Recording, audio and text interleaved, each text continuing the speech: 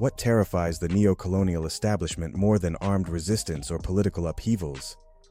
A young African leader who looks them in the eye and declares, "We don't need your permission to be great." In the heart of West Africa, where the Sahel meets revolution, a 36-year-old military captain is proving that the age of African dependence is over. Meet Captain Ibrahim Traoré, the people's president of Burkina Faso, and the man who's transforming one of the continent's most exploited nations into a beacon of African self-determination. This isn't just another development story.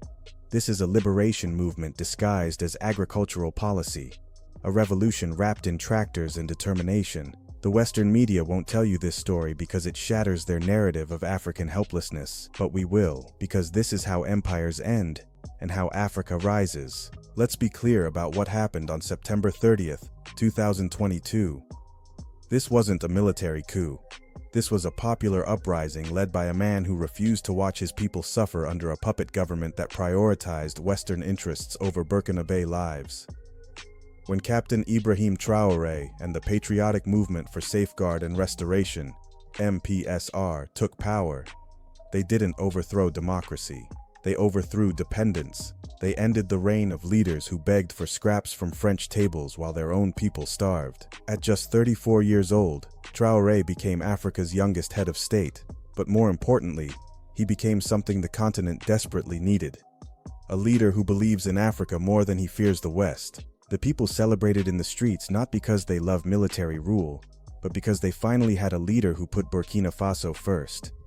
After decades of presidents who spoke French better than they spoke to their own people, Traoré arrived speaking the language of liberation. To understand Traoré's revolution, you must understand what he inherited. Burkina Faso, a landlocked nation of 24 million proud Africans, had been systematically impoverished by decades of neo-colonial exploitation. This is a country where France maintained military bases, while Burkinabe children went hungry, where foreign companies extracted gold while more than 40% of the population lived below the poverty line, where the colonial currency, the CFA franc, kept the nation financially shackled to its former oppressor.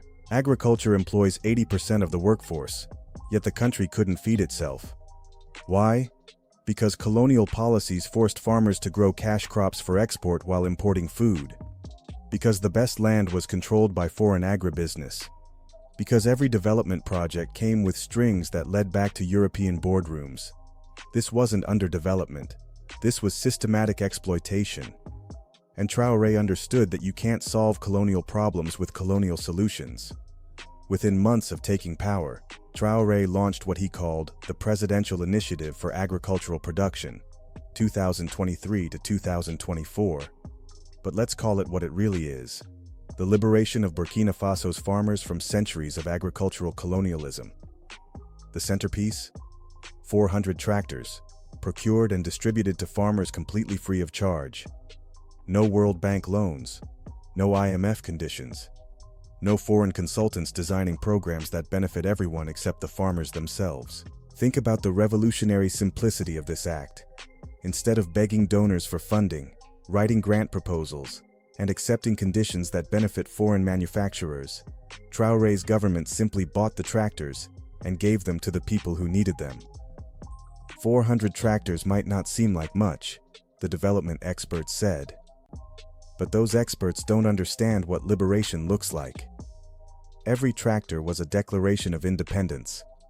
Every farmer who received one understood the message: your government serves you now, not foreign interests.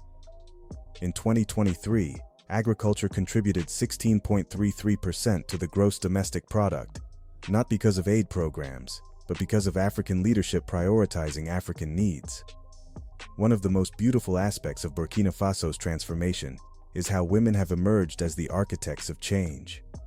Across the country, women's cooperatives aren't just participating in development, they're leading it. In villages like Kumsila, women like Mariam have gone from carrying firewood to leading agricultural initiatives that employ thousands. These aren't token appointments or gender quotas imposed by foreign donors. This is organic leadership rising from the grassroots because Traoré's policies create space for African excellence to flourish. These women understand something that Western development experts never grasped: that sustainable change comes from within communities, not from outsiders with clipboards and theories. When women control resources and make decisions, families eat better, children attend school longer, and communities grow stronger. This isn't feminism imported from European universities. This is African womanism in action, rooted in our traditions of female leadership and collective responsibility. Here's where Traoré's vision becomes truly revolutionary. For decades, African leaders were taught that development meant debt, that progress required permission from Washington or Paris, that growth was impossible without foreign investment and expertise. Traoré looked at this model and said something that echoed across the continent. We stop begging today. In February 2024, he suspended export permits for small-scale private gold production, not to please international regulators, but to ensure that Burkina Faso's gold benefits Burkina Faso's people. This wasn't about following international best practices. This was about African resources serving African development. Then came the masterstroke: free education from nursery to university for all Burkinabe citizens, funded not by donors with conditions, but by the country's own resources properly managed and prioritized. This is what sovereignty looks like in practice. When your children can learn without debt, when your farmers have tools without conditions, when your resources serve your people first, that's not just policy, that's liberation. When one African nation breaks free, others take notice. Across West Africa, from Mali to Niger, young people are asking, if Burkina Faso can chart its own course, why can't we? This isn't anti-Western sentiment. This is pro-African confidence finally finding its voice. Traoré hasn't closed his borders or rejected international cooperation. He's simply changed the terms of engagement so that Burkina Faso negotiates as an equal, not a beggar. The results speak for themselves. Agricultural projects have reached 385,000 direct beneficiaries, with 30% being women. Incomes are rising. Agricultural exports are increasing. The fiscal deficit decreased from 6.9% in 2023 to 4.6% of GDP in 2024. These aren't just statistics. They're proof that African solutions work when Africans are allowed to implement them. Let's address the elephant in the room: security challenges. Yes, Burkina Faso faces threats from terrorist groups. But let's be honest about where these threats come from. These security problems weren't created by African governments. They were exacerbated by foreign interventions that destabilized the region. Libya's destruction created a security vacuum. Mali's problems spilled over borders. Chad's instability affected the entire Sahel. But instead of inviting more foreign military bases and accepting more security aid with conditions, Traoré is building African solutions. Regional cooperation with Mali and Niger. Training and equipping local forces. Addressing the root causes of extremism through development and inclusion. This is how sovereignty works. You solve your problems with your resources, your allies, and your strategies. You don't subcontract your security to powers with their own agendas. While the West obsesses over importing solutions from Silicon Valley, Traoré's government is investing in appropriate technology developed by Africans for African conditions. Local innovators are developing drought-resistant crop varieties suited to Sahelian conditions. Engineers are designing renewable energy systems that work in African climates. Educators are creating curricula that use local languages and celebrate African knowledge systems. This is innovation sovereignty. The understanding that the best solutions come from people who understand the problems, because they live with them daily. Traoré's vision extends beyond Burkina Faso's borders. He understands that true liberation requires continental unity. That's why he's strengthening ties with Mali and Niger through the Alliance of Sahel States, creating a bloc of truly sovereign African nations. This isn't about isolating from the world. It's about engaging with it on equal terms. Trading with China as partners, not as supplicants. Cooperating with Europe when it serves African interests, not European ones. Building South-South partnerships that benefit all parties equally. The African Continental Free Trade Area isn't just a trade agreement. It's the infrastructure for African economic independence. And leaders like Traoré are showing how to use it effectively. Perhaps most importantly, Traoré has given African youth something precious: hope. For too long, young Africans saw their future in European universities, American companies, or dangerous Mediterranean crossings. Now they see possibility at home. Students who once planned to leave are staying to build. Entrepreneurs who looked overseas for opportunities are finding them in their own communities. Young people who felt ashamed of being African are now proud to be Burkinabe. This psychological transformation is more valuable than any aid package or development program. When young people believe in their country's future, that country has a future. From Lagos to Johannesburg, from Accra to Nairobi, young Africans are watching Burkina Faso with pride and inspiration. Social media buzzes with hashtag Captain Ibrahim content. University students debate his policies. Activists quote his speeches. This is how liberation spreads, not through invasion or imposition, but through inspiration and example. Every success in Burkina Faso makes similar success more possible elsewhere. The diaspora is paying attention too. African professionals in London, New York, and Toronto are asking themselves, what if I came home? What if my skills could help build this vision? What Traoré has achieved in Burkina Faso isn't just national development. It's a template for continental liberation. The principles are clear. 1. Put your people first. Every policy should serve African interests before foreign ones. 2. Use your resources for your development. Stop exporting raw materials to import finished goods. 3. Invest in your people.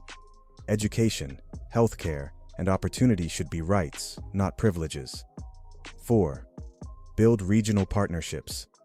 African problems require African solutions and African cooperation. 5. Negotiate as equals. Engage with the world on your terms, not theirs. This model is already inspiring other leaders. The alliance of Sahel states is growing. Pan-African sentiment is rising. The conversation about African unity is shifting from rhetoric to reality. As we look toward 2025 and beyond, Traoré's transition plan extends his mandate until at least 2029, not because he's power-hungry, but because transformation takes time. Real change can't be rushed by electoral calendars designed to serve foreign interests. This gives Burkina Faso the stability to implement long-term vision instead of short-term politics. It gives Traoré the time to build institutions that will outlast any individual leader. It gives the African Renaissance the champion it needs. The numbers don't lie. While Western economies struggle with inflation and recession, Burkina Faso's economy grows stronger. Manufacturing may still be developing, but agriculture, the foundation of African civilization, is thriving under African leadership. The goal isn't to copy Western industrialization models that destroyed their environments and exploited their workers. The goal is to build an African model that serves African values, community, sustainability, and shared prosperity. Beyond economics and politics, Traoré has sparked a cultural renaissance. Local languages are promoted over colonial ones. African knowledge systems are valued alongside imported education. Traditional governance structures work with modern institutions.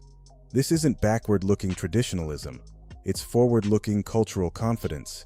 It's the understanding that you can't build a strong future on a foundation of cultural self-hatred.